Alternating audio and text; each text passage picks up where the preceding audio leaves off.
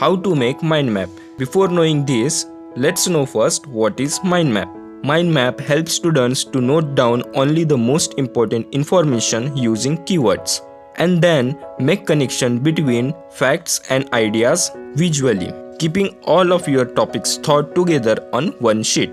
So before making mind map, always try to use paper sheets in landscape format and start from the 12 o'clock position and move clockwise to write the topics. So now let's know how to make mind map.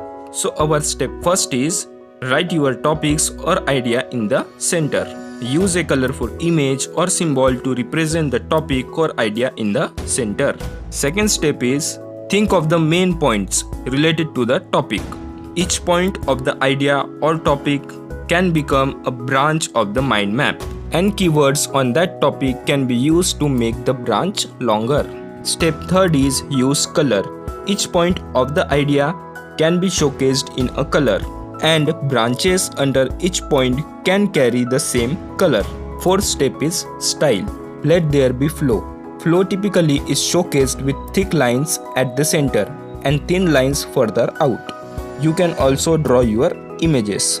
Use highlights, symbol, codes, arrow for easier navigation and understanding. And the last, fifth step is share it. When you finish, share it with your study partners and also see their mind maps for a fresh perspective. So guys, these are 5 steps to make your mind map.